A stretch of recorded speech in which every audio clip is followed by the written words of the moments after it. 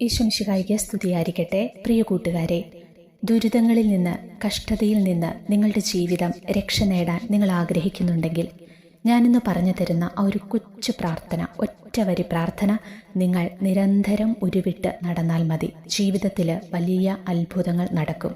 ഇത് അനുഭവിച്ചറിഞ്ഞതുകൊണ്ടാണ് ഞാനിത് പറയുന്നത്. ഈ ഓഡിയോ നിങ്ങൾ കേട്ട് തീരുമ്പോൾ നിങ്ങൾക്കത് കൃത്യമായി മനസ്സിലാകും. ദുരിതങ്ങളും വല്ലായ്മകളും ഇല്ലാത്ത ജീവിതങ്ങളില്ല, അല്ലേ?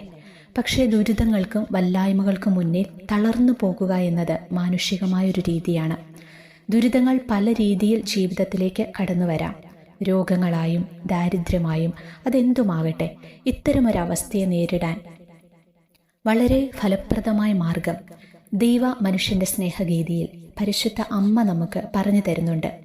ദുരിതങ്ങളിൽ നിന്ന് രക്ഷ നേടാനുള്ള ഏറ്റവും ഫലപ്രദമായ മാർഗമെന്ന നിലയിൽ മാതാവ് നിർദ്ദേശിക്കുന്നത് പരിശുദ്ധനായവന്റെ തിരുനാമം വിളിച്ചപേക്ഷിക്കുക എന്നതാണ്. നീ ബലഹീനനോ ദരിദ്രനോ കുറ്റം ചെയ്തവനോ ആരുമായിരുന്നു കൊള്ളട്ടെ, ദൈവത്തിന്റെ വിശുദ്ധിയെ സ്തുതിച്ചു പ്രാർത്ഥിക്കുക എന്നതാണ് അമ്മയുടെ നിർദ്ദേശം. അതുകൊണ്ട് നമുക്ക് ജീവിതത്തിലെ ദുരിതങ്ങളിൽ പരിശുദ്ധൻ പരിശുദ്ധൻ പരിശുദ്ധൻ എന്ന് വിളിച്ചപേക്ഷിക്കാം.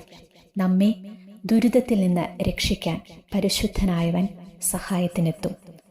പരിശുദ്ധൻ പരിശുദ്ധൻ എന്ന് ഇന്നു മുതൽ നിങ്ങൾ മനസ്സിൽ ഉരുവിട്ടൊന്ന് പ്രാർത്ഥിച്ചു നോക്കിക്കേ. വലിയ അത്ഭുതം നിങ്ങൾക്ക് കാണാൻ പറ്റും. അതുപോലെ തന്നെ യേശുവിൻ്റെ നാമം, പരിശുദ്ധനായവൻ്റെ നാമമാണ് യേശുനാമം. യേശുനാമം ഉരുവിട്ട് പ്രാർത്ഥിക്കുമ്പോൾ വലിയ വിടുതൽ സംഭവിക്കും. ഞാനൊരു കൊച്ചു സംഭവം പറയാവേ. കുറച്ച് ദിവസങ്ങൾക്ക് മുമ്പ് ഒരു ചെറുപ്പക്കാരൻ തൻ്റെ ജീവിതത്തിൽ വന്നുപോയ വീഴ്ചകളെക്കുറിച്ച് എന്നോട് പങ്കുവെച്ചു. തെറ്റിൻ്റെ വഴിയിലൂടെയുള്ള ഒരു ജീവിതമായിരുന്നു അദ്ദേഹത്തിൻ്റെ. അതിൽ നിന്ന് കരകയറാൻ അദ്ദേഹം എത്ര ആഗ്രഹിച്ചിട്ടും സാധിക്കുന്നില്ല, പ്രാർത്ഥിക്കാൻ പറ്റുന്നില്ല. അത്രമേൽ തകർന്ന ഒരവസ്ഥയിലാണ് അദ്ദേഹം എന്നെ വിളിക്കുന്നത്. വീണ്ടും വീണ്ടും പാപത്തിലേക്ക് പോകുന്നൊരവസ്ഥ. വർഷങ്ങളായിട്ട് പാപത്തിൽ ജീവിച്ചുകൊണ്ടിരിക്കുകയാണ്. എന്നെ ഒന്ന് രക്ഷിക്കാമോ, എനിക്കിതിൽ നിന്നൊന്ന് കരകയറണം എന്ന് പറഞ്ഞാണ് വിളിച്ചത്. അപ്പം ഞാൻ പറഞ്ഞു, സഹോദരനെ രക്ഷിക്കാൻ ഞാൻ ദൈവമല്ല. അപ്പോൾ അദ്ദേഹത്തിൻ്റെ കഥകളൊക്കെ കേട്ടപ്പോൾ എനിക്കൊരു കാര്യം മനസ്സിലായി. ദൈവത്തിന് മാത്രമേ ഇദ്ദേഹത്തെ ഇനി രക്ഷിച്ചെടുക്കാനായിട്ട് സാധിക്കത്തുള്ളൂ. നമ്മൾ എന്തെല്ലാം ഉപദേശങ്ങൾ കൊടുത്താലും അതൊന്നും ഉൾക്കൊള്ളാൻ അദ്ദേഹത്തിന് ആകുമായിരുന്നില്ല.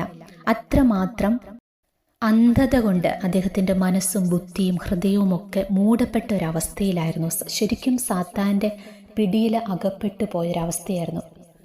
അപ്പം ഞാൻ ആ സഹോദരനോട് പറഞ്ഞു, സഹോദരനിപ്പം പ്രാർത്ഥിക്കാൻ പറ്റുന്ന ഒരു സാഹചര്യത്തിലൂടെയല്ല കടന്നു പോകുന്നതെന്ന് എനിക്കറിയാം. അദ്ദേഹം പറഞ്ഞു അദ്ദേഹത്തിന് പ്രാർത്ഥിക്കാൻ നോക്കിയിട്ട് പ്രാർത്ഥിക്കാൻ പറ്റുന്നില്ല എന്ന്. കാരണം അദ്ദേഹത്തിൽ തിന്മയാണിപ്പോൾ ഭരണം നടത്തിക്കൊണ്ടിരിക്കുന്നത്. നന്മ തിന്മകളെ തിരിച്ചറിയാനായിട്ട് പറ്റണില്ല. അപ്പം ഇതിൽ നിന്നൊരു വിടുതൽ വേണമെങ്കിൽ പ്രാർത്ഥിക്കാൻ പറ്റാത്ത ഈ സാഹചര്യത്തിൽ ഒറ്റ കാര്യം ചെയ്താൽ മതി എന്ന് പറഞ്ഞ് എപ്പോഴും പരിശുദ്ധൻ പരിശുദ്ധൻ പരിശുദ്ധൻ എന്ന് ഉരുവിടുക. അതുപോലെ തന്നെ യേശുവിൻ്റെ നാമം ഉരുവിട്ടുകൊണ്ട് നടക്കുക. യേശുവേ യേശുവേ യേശുവേ, ഇത്ര മാത്രം. അതാർക്കും ചെയ്യാൻ പറ്റും. സമയമെടുത്തി ഇരുന്ന് കൊന്ത ചെല്ലുവോ വേറെ ഒരു പ്രാർത്ഥനയും ചെയ്യണ്ട. അദ്ദേഹത്തിന് അതിന് പറ്റത്തില്ല. അതുകൊണ്ട് ഞാൻ പറഞ്ഞു, നിങ്ങൾ പരിശുദ്ധൻ പരിശുദ്ധൻ എന്നൊരു ഉരുവിടുക. അതുപോലെ യേശുവിൻ്റെ നാമം യേശുവേ യേശുവേ യേശുവേ, ഇത്രമാത്രം ഇടയ്ക്കിടയ്ക്കിടയ്ക്ക് ഇതിങ്ങനെ ഉരുവിട്ട് പ്രാർത്ഥിക്കാൻ പറഞ്ഞു. അപ്പോൾ ഈ സഹോദരൻ ഇതിനു മുമ്പ് ഒരു ധ്യാനത്തിന് പോയി, കുമ്പസാരം നടത്തി, എന്നിട്ടൊന്നും ഇദ്ദേഹത്തിനൊരു വിടുതൽ കിട്ടണില്ല. അപ്പം ഞാനും ഇദ്ദേഹത്തിന് വേണ്ടി ഇദ്ദേഹത്തിൻ്റെ കഥയൊക്കെ കേട്ടതിന് ശേഷം പ്രാർത്ഥിക്കാനായിട്ട് തുടങ്ങി. നമ്മുടെ വെള്ളിയാഴ്ച തുടങ്ങുന്ന ഒരു പ്രാർത്ഥനയുണ്ടല്ലോ ഞാൻ ഈ ചാനലിൽ ഇട്ടിരുന്നത്. അപ്പം ഞാൻ ആ പ്രാർത്ഥനയിൽ എൻ്റെ ഒരു നിയോഗം ഈ സഹോദരന് വേണ്ടിയായിരുന്നു കേട്ടോ. അത്ഭുതം എന്ന് പറയട്ടെ, കൃത്യം ഒരാഴ്ചയായപ്പോൾ, അതായത് കഴിഞ്ഞ വെള്ളിയാഴ്ച, അദ്ദേഹത്തിന് വലിയ ഒരു വിടുതൽ ലഭിച്ചു. അനുതാപത്തിൻ്റെ അരൂപി ഉള്ളിൽ നിറഞ്ഞു. തെറ്റിനെ മനസ്സിലാക്കാനായിട്ട് പറ്റി. പാപവഴികൾ പൂർണ്ണമായിട്ട് അദ്ദേഹം ഉപേക്ഷിച്ചു. കഴിഞ്ഞ വെള്ളിയാഴ്ച, അതായത് 3 ദിവസം മുമ്പ് അദ്ദേഹം എന്നെ വിളിച്ച് സംസാരിച്ചു. ഒരു പുതിയ മനുഷ്യനായി ദൈവം അദ്ദേഹത്തെ രൂപപ്പെടുത്തിയെടുത്തു എന്ന അദ്ദേഹത്തിൻ്റെ അനുതാപത്തോടു കൂടിയുള്ള, കണ്ണുനീരോട് കൂടിയുള്ള സംസാരം കേട്ടപ്പോൾ എനിക്ക് മനസ്സിലായി, ശരിക്കും ഒരു പുതിയ മനുഷ്യനായിട്ട് ദൈവം മാറ്റിയെടുത്തു. അപ്പം ഞാൻ വിചാരിക്കുകയായിരുന്നു, യേശുവിൻ്റെ നാമം അതെത്ര അതിശക്തമാണ്. യേശുനാമം പരിശുദ്ധ നാമമാണ്. ആ നാമം ഉരുവിട്ട് പ്രാർത്ഥിക്കുമ്പോൾ സാത്താന് അവനിൽ ആധിപത്യം സ്ഥാപിക്കാനായിട്ട് ഒരിക്കലും പറ്റത്തില്ല. യേശുനാമം ഉരുവിടുന്നോ, എവിടെ നിന്ന് ആ നാമം ഉയരുന്നോ അവിടെ സാത്താൻ ഭയന്നോടും. ഞാൻ പല വീഡിയോകളിലും ഇതിനു മുമ്പ് യേശുനാമത്തിൻ്റെ ശക്തിയെക്കുറിച്ച് ചെയ്ത പല വീഡിയോകളിലും ഞാനിത് പറഞ്ഞിട്ടുള്ളതാണ്. എനിക്കത് ഭയങ്കര അത്ഭുതമായിട്ട് തോന്നി കേട്ടോ. ആ സഹോദരൻ പറയും, എനിക്ക് ഇപ്പം പ്രാർത്ഥിക്കാൻ പറ്റുന്നുണ്ട്, കുർബാനയിൽ പങ്കെടുക്കാൻ പറ്റുന്നുണ്ട്. വലിയൊരു ചേഞ്ചാണ്. വർഷങ്ങളായിട്ട് പാപത്തിൻ്റെ അവസ്ഥയിൽ ജീവിച്ചതാണ് ആ സഹോദരൻ. നാരകീയ ശക്തികളോടുള്ള പോരാട്ടത്തിൽ നമുക്ക് ഏറ്റവും ശക്തമായൊരായുധമാണ് ഈശോ എന്ന നാമം. ഇന്നും എന്നും എപ്പോഴും ഈശോ എന്ന് നാം വിളിക്കുമ്പോൾ സകലവിധ കെട്ടുകളിൽ നിന്നും നാം മുക്തരാകുന്ന അനുഭവം ഉണ്ടാകും. എന്നാൽ ഈശോ എന്ന നാമം ആദ്യമായി ഉച്ചരിക്കപ്പെട്ട നിമിഷം ഏതായിരുന്നുവെന്ന് നിങ്ങൾക്കറിയാമോ? ഈശോയുടെ പരിച്ഛേദന കർമ്മം നടന്ന അവസരത്തിലായിരുന്നു ആദ്യമായി ഈശോ എന്ന നാമം ഉച്ചരിക്കപ്പെട്ടത്. ഈശോ പിറന്നിട്ട് 8 ദിവസമായപ്പോഴായിരുന്നു പരിച്ഛേദന നടത്തിയത്. ജോസഫിന് കിട്ടിയ വെളിപ്പെടുത്തൽ അനുസരിച്ചായിരുന്നു അത്തരമൊരു തീരുമാനം.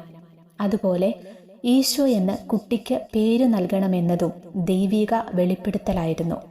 പരിച്ഛേദന കർമ്മം നടന്ന സമയം മുഴുവൻ യൗസേപ്പിതാവും മാതാവും ശ്രദ്ധാപൂർവം ഈശോയുടെ അരികിൽ തന്നെ ഉണ്ടായിരുന്നു. അതിനുശേഷമാണ് കുട്ടിക്ക് പേര് നൽകേണ്ടതിനെക്കുറിച്ച് പരികർമ്മി അവരോട് ചോദിച്ചത്. തനിക്ക് ദൈവിക വെളിപ്പെടുത്തൽ കിട്ടിയിരുന്നുവെങ്കിലും ചാടിക്കയറി ഈശോ എന്ന് പേര് പറയാൻ ജോസഫ് തയ്യാറായില്ല. ദൈവഹിതം ആരാഞ്ഞ് ഉറപ്പുവരുത്താൻ ജോസഫ് മറിയത്തെയാണ് നിയോഗിച്ചത്. ഒടുവിൽ 2 പേരും കൂടി ചേർന്ന് കുട്ടിയുടെ പേര് ഈശോ എന്നാണ് എന്നറിയിച്ചു. സർവശക്തവും സർഗാത്മകവും ഭീതിജനകവുമായ ആ പരിശുദ്ധ നാമം ഉരുവിട്ട നിമിഷം സ്വർഗാദി സ്വർഗങ്ങളും അതിലുള്ള വിശുദ്ധാത്മാക്കളും അവൻ്റെ മുമ്പിൽ ആദരപൂർവം തലകുനിച്ചു. എന്നാൽ നരകശക്തികൾ അത് കേട്ട് ഞെട്ടിവിറച്ചു. ദുഷ്ടസർപ്പത്തിന്റെ തല തകർക്കുന്ന ആ തിരുനാമത്തിന്റെ ശക്തിപ്രഭാവത്താൽ നാരകീയ ശക്തികളെല്ലാം ഭയചകിതരായി. അതിൻ്റെ കാരണം എന്താണെന്ന് ദുഷ്ടശക്തികൾക്കൊന്നും മനസ്സിലായതുമില്ല. ജോസഫിനും മറിയത്തിനും അസാധാരണവും ആശ്ചര്യജനകവുമായ സ്വർഗീയ ആനന്ദം അനുഭവപ്പെടുകയും ചെയ്തു.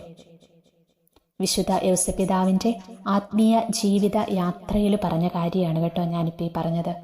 നമുക്കും ഈശോ എന്ന നാമം നിരന്തരം ഉരുവിടാം. പരിശുദ്ധനായവൻ്റെ നാമം നമുക്ക് ഉരുവിടാം. എല്ലാ നാരകീയ ശക്തികളെയും നിർവീര്യമാക്കാൻ അതുവഴി കഴിയുമെന്ന് നമുക്ക് ഉറച്ചു വിശ്വസിക്കാം. പലരും കമൻ്റിട്ട് ഞാൻ കാണാറുണ്ട്, പ്രാർത്ഥിക്കാൻ പറ്റുന്നില്ലെന്ന്. അങ്ങനെ ചിന്തിക്കുന്നവർ, അങ്ങനെ പറയുന്ന മക്കളൊക്കെ നിങ്ങൾക്ക് പ്രാർത്ഥിക്കാൻ പറ്റുന്നില്ലെങ്കിലും വിഷമിക്കേണ്ട, സാരയില്ലെന്നേ. ഈശോ എന്ന് നിങ്ങൾക്ക് ഉരുവിടാവല്ലോ. പരിശുദ്ധൻ എന്ന് നിങ്ങൾക്ക് പറഞ്ഞു നടക്കാവല്ലോ. അങ്ങനെയൊന്ന് പ്രാക്ടീസ് ചെയ്ത് നോക്കിക്കേ. തനിയെ നിങ്ങളിലെ തടസ്സങ്ങൾ മാറും, ബന്ധനങ്ങൾ അഴിയും. പ്രാർത്ഥിക്കാനുള്ള വലിയ അഭിഷേകവും കൃപയും നിങ്ങൾക്ക് കിട്ടും. യേശുവിൻ്റെ നാമം നമ്മുടെ അധരങ്ങളിൽ നിന്ന് നിരന്തരം ഉയരട്ടെ, ഹൃദയത്തിൽ നിന്ന് നിരന്തരം ഉയരട്ടെ. യേശുവേ യേശുവേ യേശുവേ യേശുവേ എന്ന് എല്ലാ മക്കളും ഉരുവിട്ട് പ്രാർത്ഥിക്കട്ടെ. യേശുനാമത്തിൻ്റെ ശക്തി നിറയട്ടെ. യേശു എന്ന അത്ഭുത നാമത്തിൻ്റെ ശക്തിയാൽ വിടുതൽ സംഭവിക്കട്ടെ, രോഗസൗഖ്യങ്ങൾ സംഭവിക്കട്ടെ. ജീവിതത്തിൽ നിന്ന് തകർച്ചകൾ, ദുരിതങ്ങൾ, കഷ്ടതകൾ മാറിപ്പോകട്ടെ. എല്ലാ ജീവിതങ്ങളും അനുഗ്രഹിക്കപ്പെടട്ടെ. ഈശോ എല്ലാവരെയും അനുഗ്രഹിക്കട്ടെ.